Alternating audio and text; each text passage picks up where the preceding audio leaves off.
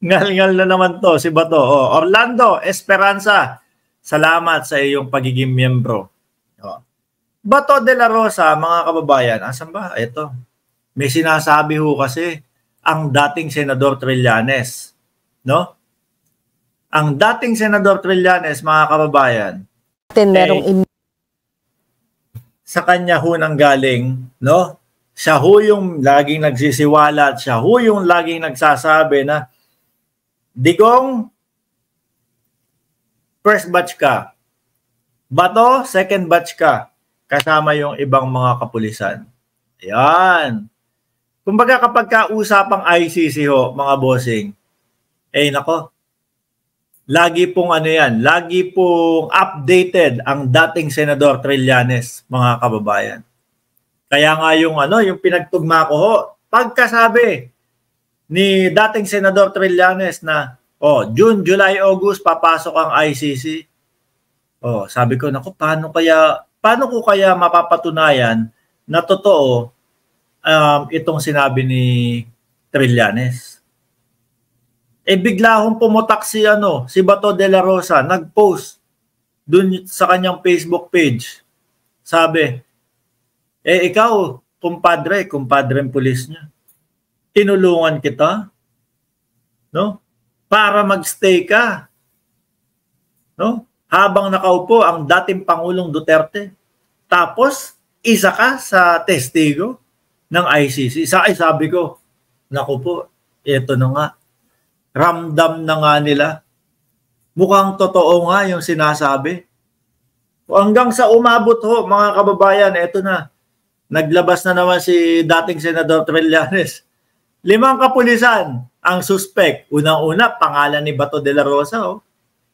So dito po, sa talakayan nila, mga kababayan, tatanggalin ko ulit yan kasi hindi natin sigurado, baka makopyright tayo. Ang pinag-uusapan ho nila, mga bossing, kung may immunity ba si Senator Pancher kapag nasa loob ng Senado siya dadakmain o seserba ng warrant of arrest.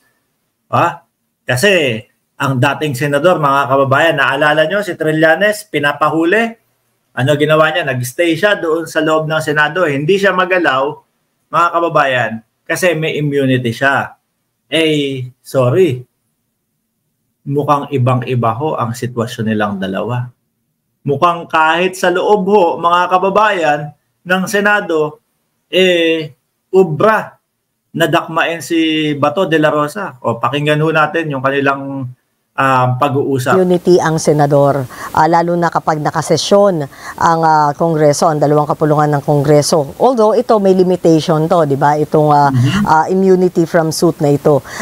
Pero kung sakali na mangyayari nga na biglang magkaroon ng arrest warrant, ito bang immunity na to ni Senator Bato na ini-enjoy niya ngayon as an incumbent senator, pwede ba niya na i-exercise or pwede ba, obligado ba na ma-observe o i-observe ng ICC o Interpol?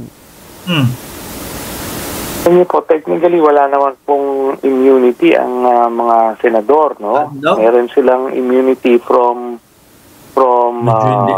libel or pagka nagpi-privilege galing sa privilege speech yan.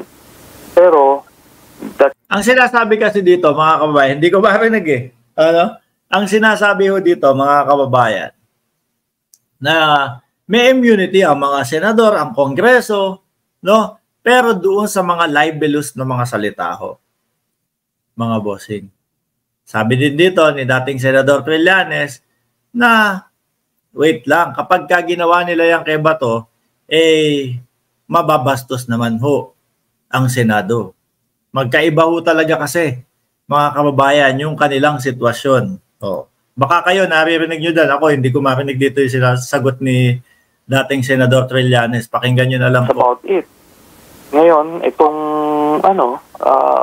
yung Senado, pagka nagkaroon ng warrant of arrest, masisira naman ang imahe ng Senate President at ng Senado in general kung kukup-kupin nila yan si Bato de la Rosa. Hindi po mangyari. Yung sa akin po kasi na nangyari no, na pilit akong aarestuhin nila Duterte. Yan, no?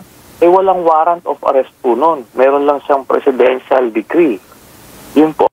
So sa madaling salita, mga kababayan, pwedeng dakpin sa loob ng Senate. Ano ho? Pwedeng serban ng warrant of arrest sa loob ng Senate. Oh. BMB, Rebiton, shoutout sa iyo. Sabi ni Ma'am Maria Nelly Bansipra, magkakaroon na ng hustisya ang mga tinegi nila. Oh. We should protect our rights of our territory in our island, sabi ni Luis Aradaza Quijano. Ang tunay na nagmamahal sa ating bansa, walang iba. Si President Marcos Jr. pagdating sa 2025. Iboto ang karapat-dapat. Kayo po mga kababayan, agree ho ba kayo na kahit ho sa loob, no? Na kahit ho sa loob ng Senado, i-serve ang warrant of arrest pagpasok ng ICC kay Bato de la Rosa? Agree ho ba kayo doon? I-comment nyo na lang ho dyan sa comment section mga kababayan.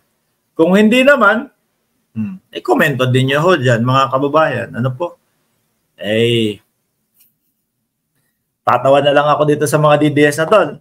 Sasabihin na naman ho niyan mga kababayan na, naku po, grabe naman kayo. Pag kayo hindi pwedeng hulihin sa loob ng Senado, may immunity kayo. Pag si Bato de la Rosa, hindi. Oh. Ganyan ho ang banat ng mga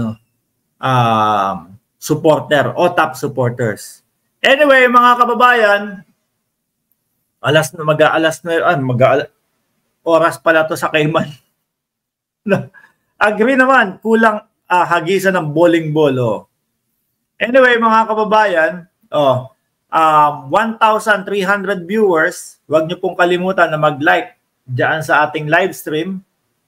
And doon sa mga bago po sa ating channel, ngayon lang po nakita ang ating channel, mga kababayan, huwag niyo pong kalimutan na pindutin po yung subscribe button dyan para lagi kayong i-notify ni YouTube pag tayo ay naka-live na.